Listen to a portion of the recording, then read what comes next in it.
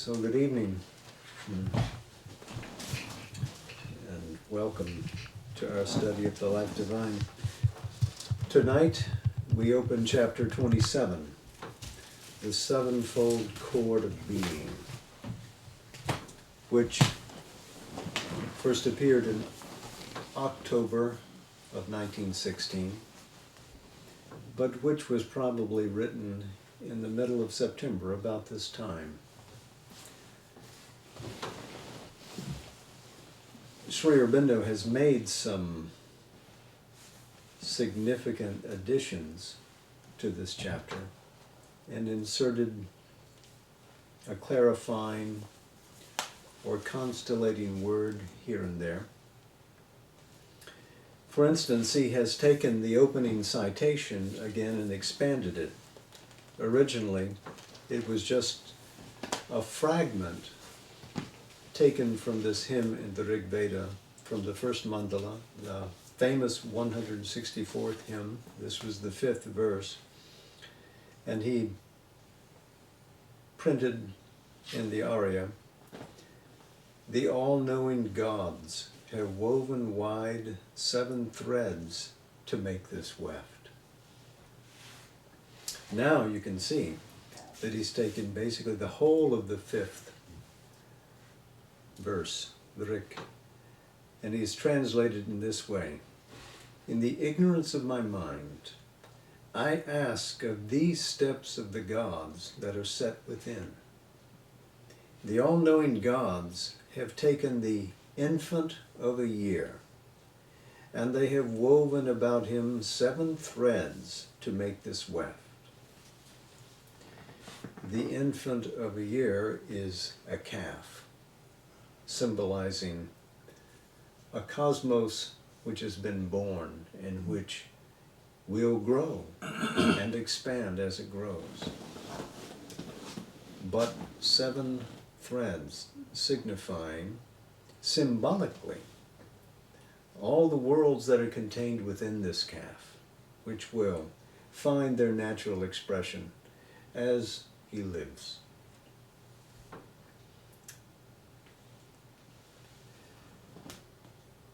The sevenfold chord. Again, chord, which has a musical connotation to us. A number of notes harmonically playing to simulate in vast form what cannot be expressed from that timeless absolute. And still, the form is significant, and still the harmony is meaningful, even if it can't capture all of what is above in that unknowable. Still, this being positively portrayed here is harmonious.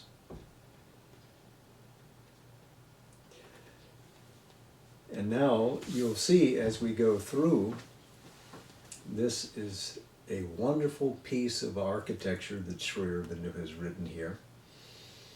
And he, to draw from Savitri, which we read last time, this is a compendium of the vast. This chapter summarizes all the principles of being and how they're stationed one upon the other, involved each in the other. So, let's begin and enjoy this as we go. It's rather a short chapter, but we'll still spread it out over 2 weeks. We have now, by our scrutiny of the 7 great terms of existence, which the ancient seers fixed on as the foundation and sevenfold mode of all cosmic existence, discerned the gradations of evolution and involution, and arrived at the basis towards which we were striving. So the 7 great terms of existence, the ancient seers, this is again an allusion to the Vedic reference above. This is not the only place in the Vedas where the 7 rays are spoken of, or the worlds are depicted in this kind of symbolic order. occurs and recurs. Sri Aurobindo has seen that at this basis we find an involution that arrives at the incipience of a cosmos and an evolution that results from that involution. We have laid down that the origin, the continent, the initial and the ultimate reality of all that is in the cosmos is the triune principle of transcendent and infinite existence, consciousness, and bliss, which is the nature of divine being. So again, he asserts that Sat-Chit Ananda is the positive manifestation of that unknowable. Existence, but existence which is not unaware, existence which is fully aware, infinitely aware.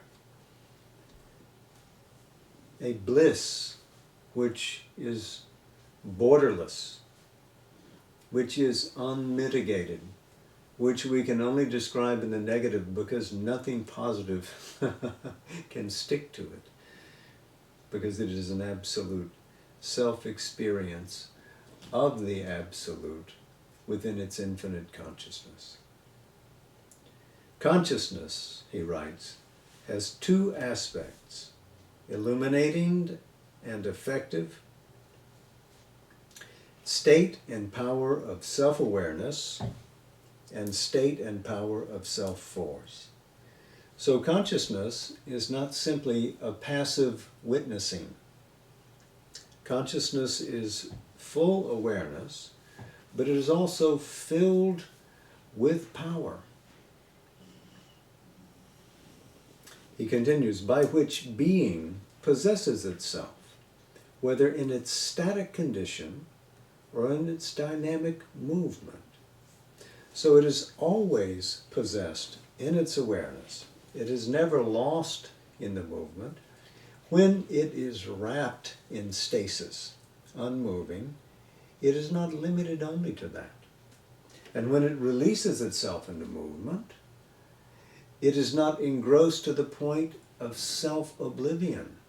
It is always and fully aware of its own nature. Consciousness does not get lost by the application of force and by movement out from stasis into dynamism. For in its creative action, it knows by omnipotent self-consciousness all that is latent within it, and produces and governs the universe of its potentialities by an omniscient self-energy.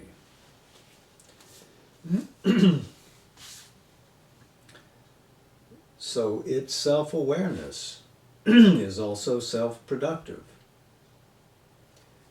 All the potentialities within it are ordered, composed by an awareness which is omniscient. There is no lapse in consciousness. There is no interruption in conscious being.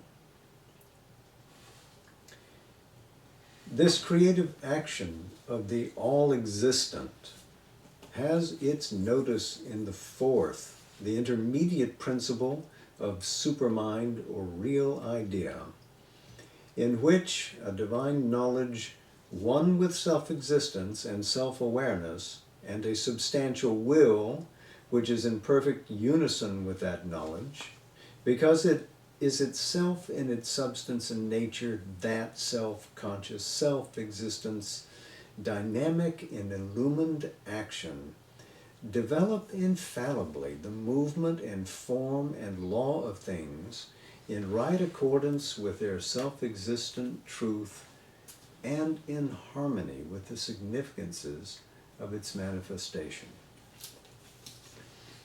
Sri Aurobindo has added that last phrase, and in harmony with the significances of its manifestation.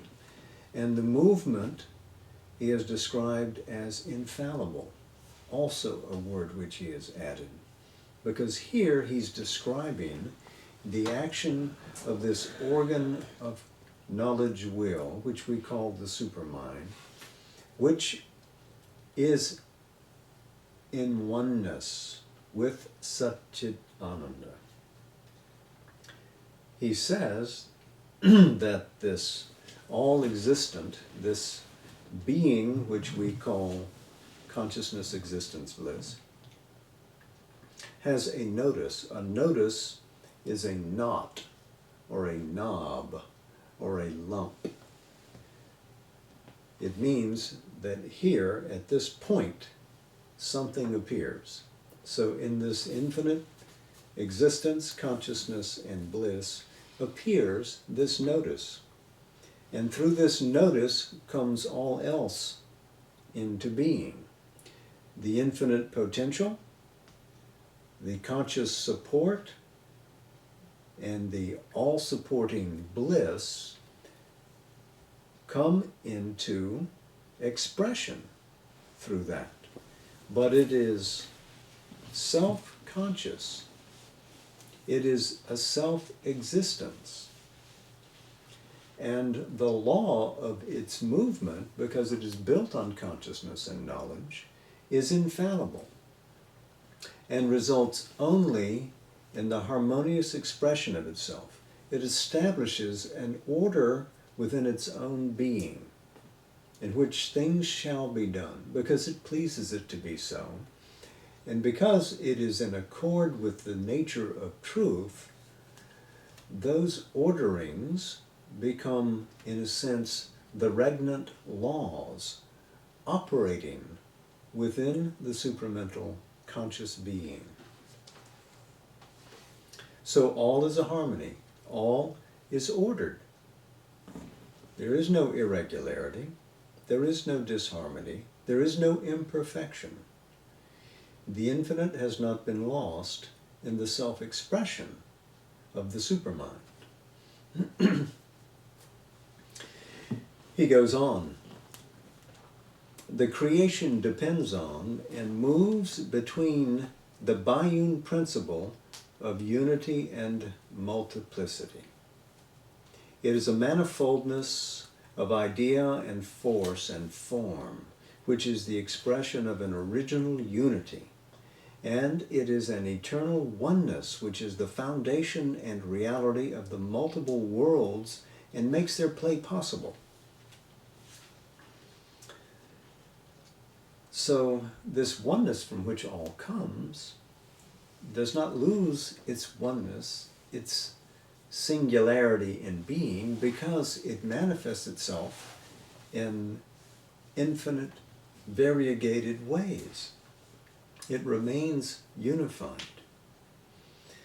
And that oneness is what makes the many possible. Supermind, he writes, therefore proceeds by a double faculty of comprehensive and apprehensive knowledge, proceeding from the essential oneness to the resultant multiplicity. It comprehends all things in itself, as itself the one in its manifold aspects, and it apprehends separately all things in itself as objects of its will and knowledge. So it is at once the continent in which all occurs and maintains an all-awareness of all of that, and yet can reach out in and through its distributed manifestation and find the truth and will behind each objectification of that knowledge. Each is willed to come into being. Nothing accidentally occurs. All has the conscious support and directive of the innate wisdom of the supermind, expressing the infinity of Satchitananda. So while to its original self-awareness All things are one being, one consciousness, one will, one self-delight. And the whole movement of things, a movement one and indivisible, it proceeds in its action from the unity to the multiplicity and from multiplicity to unity, creating an ordered relation between them and an appearance but not a binding reality of division, a subtle unseparating division, or rather a demarcation and determination within the indivisible. So you see that here in the supermind, though this variegation occurs, which is an expression of Satchit Ananda, the multiple who are expressed are not really divided from that one. They know themselves to be more than connected, to be actual expressions of only that one being, that only that one being exists. So we might say that there is definition of this, there is definition of that, but there is no division between this and that. He concludes the paragraph by saying, the supermind is the divine gnosis which creates, governs, and upholds the worlds. It is the secret wisdom which upholds both our knowledge and our ignorance. So here he's reaching both above, back to the Satchit Ananda from which it comes, and below as the secret wisdom which governs even this world of ignorance, which he will shortly define for us again as that which is a method of self-forgetting in cosmic expression, which results in mind, life, and matter as we know it, but does not confine them to that. In other words, what seems to be ignorant now need not always be so. Not only can awakening mind enlighten itself, but confined power can unharness itself, and the forms of matter can liberate themselves into the freedom of the full reality and identity back with being.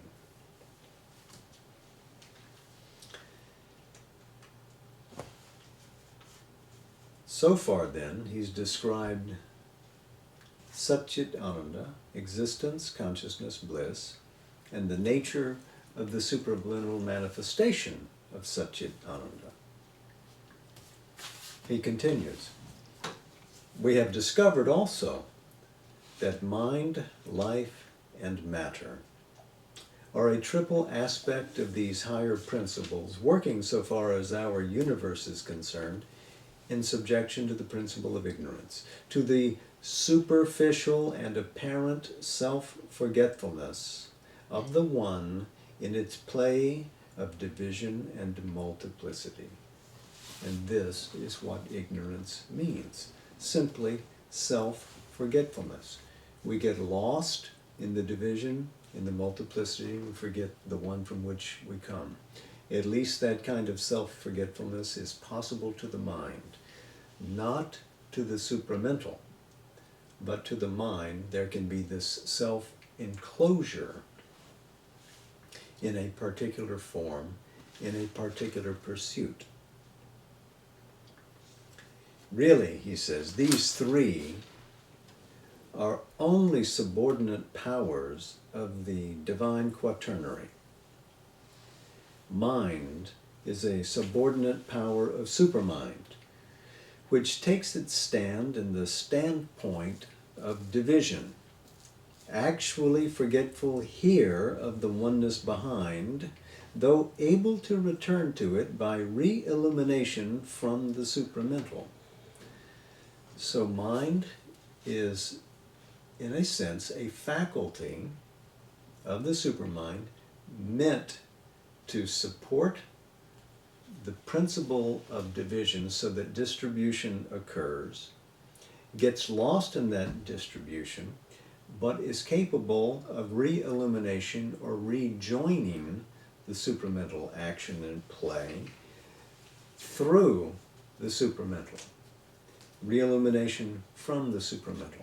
So it is not something that it can get itself, but has, in a sense, the implication is here, that the supramental must, in a sense, reach down and lift it up, which means mind must be receptive to it. That's the first part of the sentence. Life is similarly a subordinate power of the energy aspect of Satchit Ananda. It is force working out form and the play of conscious energy from the standpoint of division created by mind. So mind takes a standpoint of division, and then life, in a sense, empowers and informs that, gives structure to this vision or template that the mind has created. Matter, he writes, is the form of substance of being which the existence of Satchit Ananda assumes when it subjects itself to this phenomenal action of its own consciousness and force.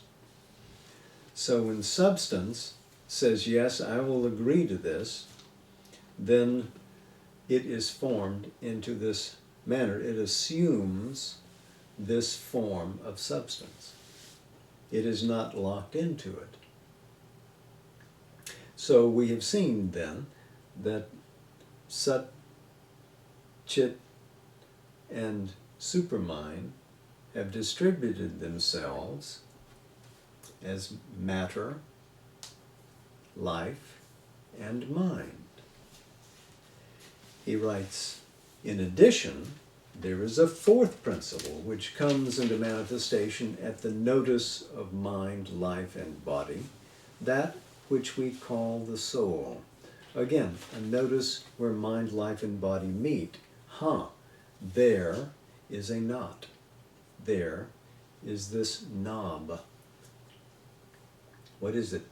We call it the soul. But this has a double appearance, he says. In front, the desire soul, which strives for the possession and delight of things, so it's out here trying to find satisfaction in externalities, no? To possess, to own something, and thus to experience and find delight in it. That is the desire soul outside.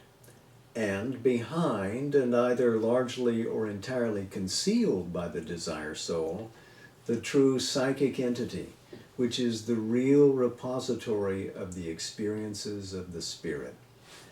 So there's this nodus in where mind, life, and matter meet. In the front is this desire soul, which we think to be our real being, but behind is a secret psychic entity, which is our real self, the real core of our individuality. But let's not forget the point. He continues, and we have concluded that this fourth human principle is a projection and an action of the third divine principle of infinite bliss, but an action in the terms of our consciousness and under the conditions of soul evolution in this world. So, a very pregnant sentence there. So, what is our true soul is a projection of this divine bliss into the action of the cosmos operating under the conditions of the world as we find it. The one is a projection of the other. for the purpose of establishing individuality in the cosmos. But bliss is not simply an individual affair. He continues this paragraph by saying, as the existence of the divine is in its nature an infinite consciousness, and the self-power of that consciousness, so the nature of its infinite consciousness is pure and infinite bliss. Self-possession and self-awareness are the essence of its self-delight. The cosmos also is a play of this divine self-delight, and the delight of that play is entirely possessed by the universal. But in the individual, owing to the action of ignorance and division, it is held back in the subliminal and the superconscient being.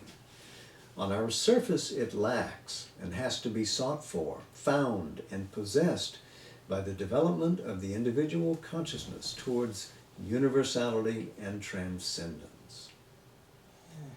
So the cosmos has this experience as a whole in the cosmic consciousness of being embedded in this bliss. This bliss is in its nature self-existent. It doesn't have to look for itself outside. But in the cosmos, there's an extension of that as well.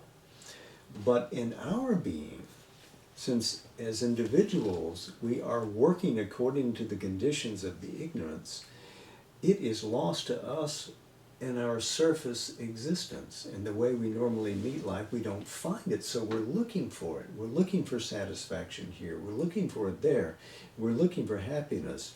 We don't get it much, nor do we ever taste the inalienable bliss, which is our real nature, but it is there when we discover our subliminal depths, our real nature behind, the true mind, the true life, the true body that we have, and in our superconscient being, that which ranges up back to our supramental home.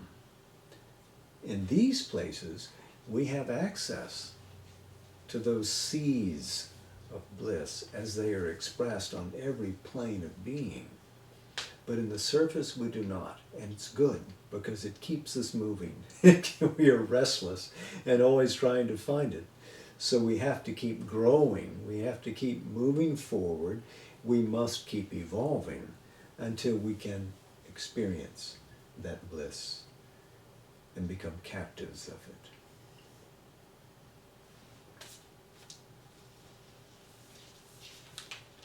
When we rejoin the cosmos, we can transcend all limits in terms of our manifest being and in terms of that in us which is unmanifest and ever unborn.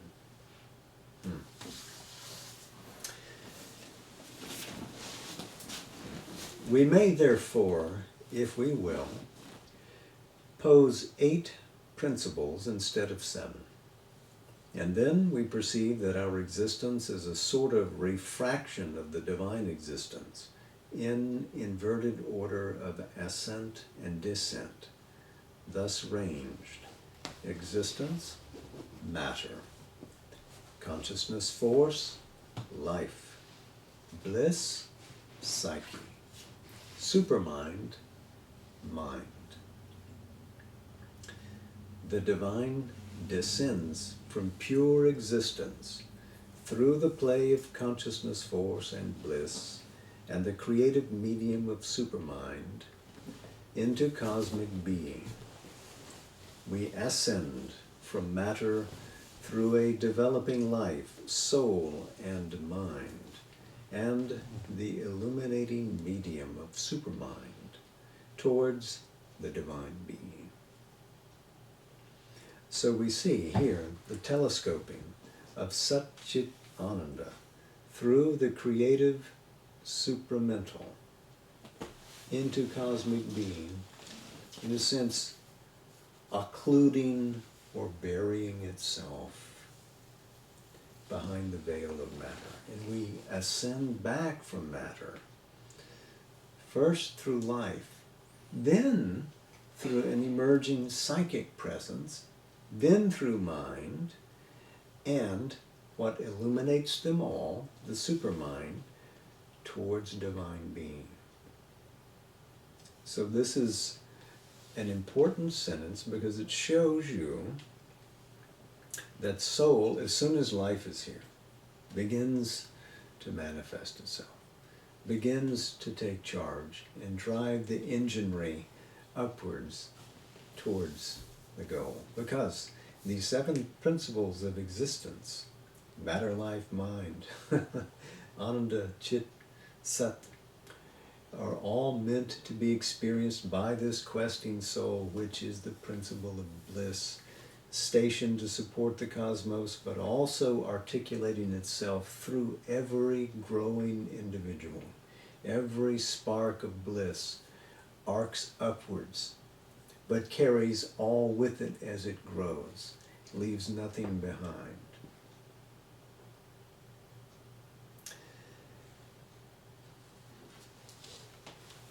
So, we're talking about this division between that and this. The knot of the two, the higher and the lower hemisphere, is where mind and supermind meet with a veil between them. Paradha and aparadha. The upper half and the lower half. So there is a veil between mind and supermind. Otherwise, if it were not there, mind could look up and remember what it is and say, I forgot. How did I get all divided like this? Let me reconstitute myself and become one with you again. But that veil is there. So even at the tops of our mind, penetrating that veil requires an act of real focus and will and enlargement. The rending of the veil is the condition of the divine life in humanity. For by that rending, by the illumining descent of the higher into the nature of the lower being, and the forceful ascent of the lower being into the nature of the higher, mind can recover its divine light in the all-comprehending supermind. The soul realize its divine self in the all-possessing, all-blissful Ananda. Life repossess its divine power in the play of omnipotent conscious force, and matter open to its divine liberty as a form of the divine existence.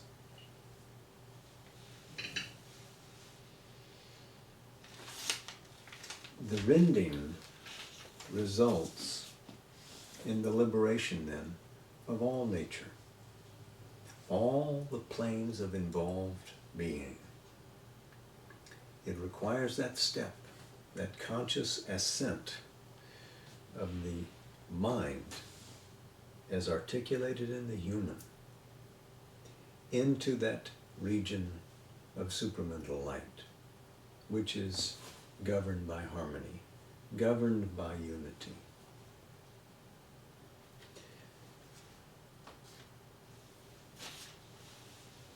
And if there be any goal to the evolution, which finds here its present crown and head in the human being, other than an aimless circling and an individual escape from the circling, if the infinite potentiality of this creature, who alone here stands between spirit and matter with the power to mediate between them, has any meaning other than an ultimate awakening from the delusion of life by despair and disgust of the cosmic effort and its complete rejection, then even such a luminous and puissant transfiguration and emergence of the divine in the creature must be that high uplifted goal and that supreme significance.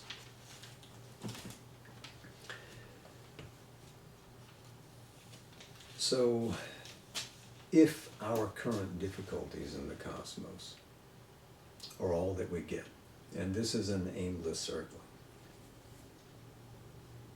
and only an individual escape is the way out, it seems that the cosmos would be meaningless, because there is a cosmic ground, a universal ground of being in all of these planes, which are part of this endeavor. And if we were to quit and find an individual moksha, a liberation, or annul our being into a blanked out state of nirvana, then we would leave the cosmos precisely as it is, in this aimless whirling, this circling. But we have the power, as he writes here. We are the only being which can mediate between spirit and matter. And if we do this, if we achieve this rending of the veil, if we break the lid which separates that upper half from the lower, if we can connect the aspiring human consciousness with that infinite consciousness above, then that radiance can pour itself down and transfigure all that we experience here. And the hidden divine here can emerge. Matter, life, and mind will show and demonstrate a nature that is concealed to us now. They are not forever darkened by ignorance unless we leave them so.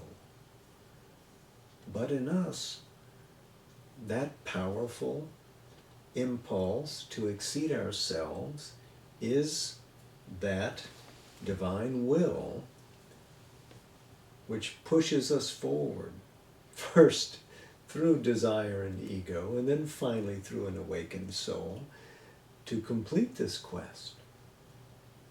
Get to the top of this hill and reach up.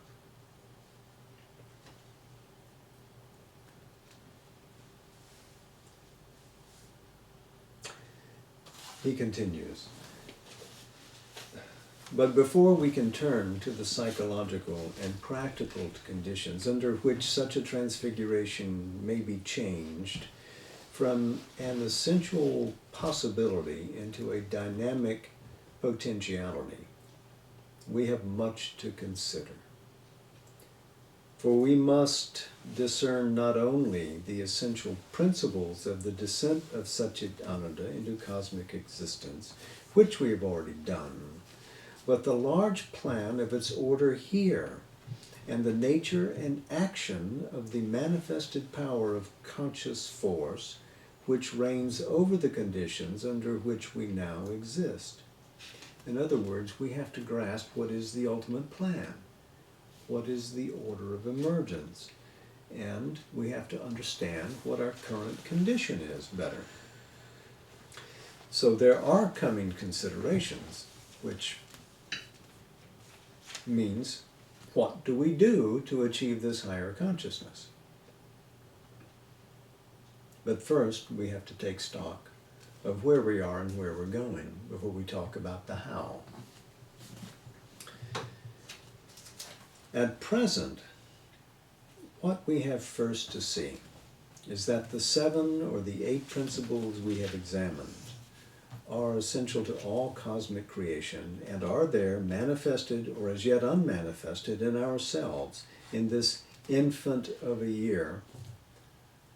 Back to the citation above, the calf, which we still are, for we are far yet from being the adults of evolutionary nature. Evolution then is just beginning. We're in our first year. Nice to know it. The higher Trinity is the source and basis of all existence and play of existence. And all cosmos must be an expression and action of its essential reality. No universe can be merely a form of being which has sprung up and outlined itself in an absolute nullity and void and remains standing out against a non-existent emptiness. So Sri Aurobindo has asserted again that from Satchit Ananda as the foundation of all, from positive being, this universe stands out as a manifestation of it. And this is contradictory to the standpoint of Buddhism or of extreme schools of Vedanta and even Western nihilism, which would assert that we arrive out of non-existence, that there is a void at the bottom of all.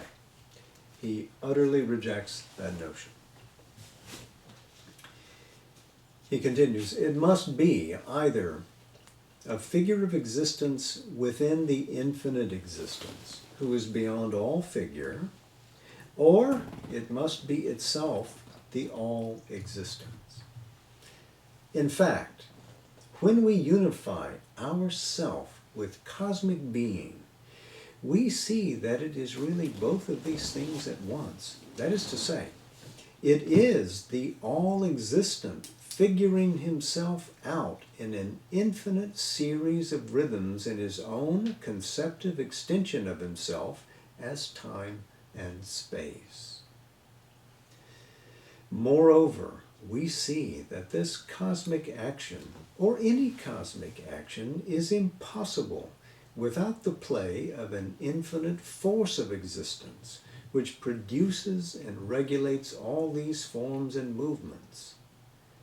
And that force equally presupposes, or is the action of an infinite consciousness, because it is in its nature a cosmic will, determining all relations and apprehending them by its own mode of awareness. And it could not so determine and apprehend them if there were no comprehensive consciousness behind that mode of cosmic awareness to originate as well as to hold, fix, and reflect through it the relations of being in the developing formation or becoming of itself, which we call the universe.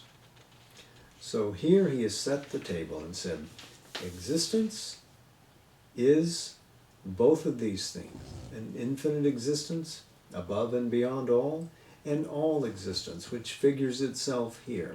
How does it do it? Through an infinite force. Why does it do it? Because it can. Does it do it unaware of its own nature? No, it is completely compelled by its own will. It does it because it can, because it wants to. And supporting all things with its comprehensive consciousness, it also apprehends all things moving within it and establishes all the relations of being. So here he is articulated again, Sat as existence, Chit as conscious force, and to come, Ananda, bliss. And we'll save that bliss for next week, except that we'll claim a little bliss of our own, reading of Savitri. And we'll continue with that same passage where we were last time. We were in the book of the Traveler of the Worlds, if you remember, and the world stare.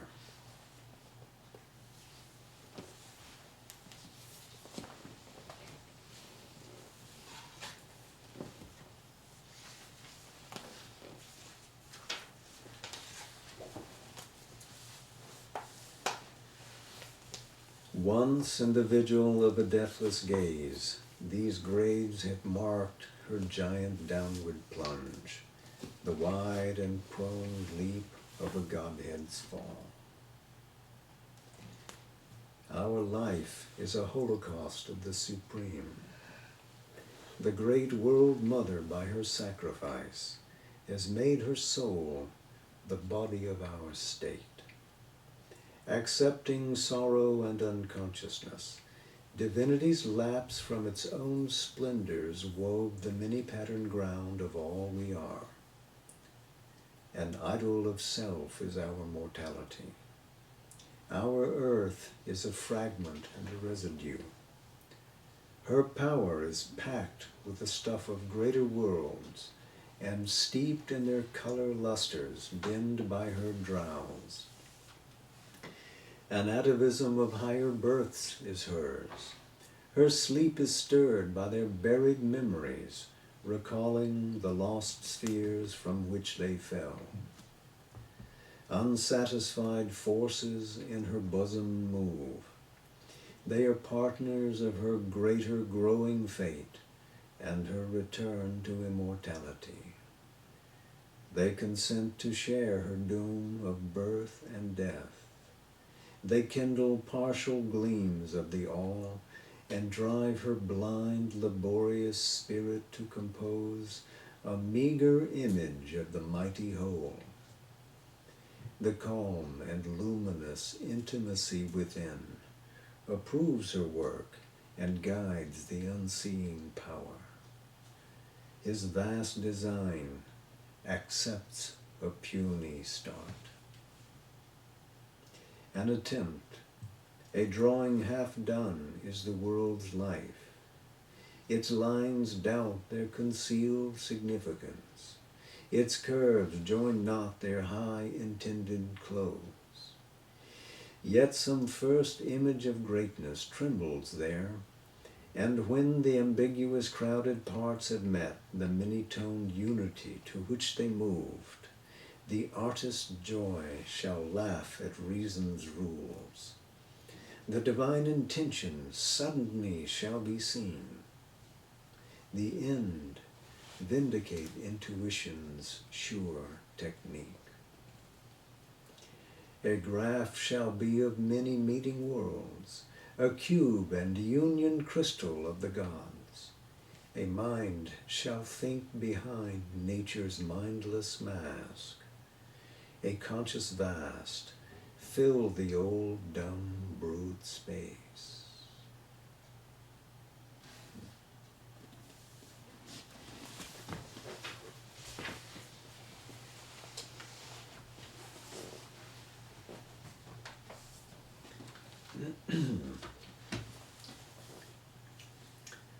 So, until next week, namaste. Namaste. Jai Ma. Good night to my friends in the Zoom world.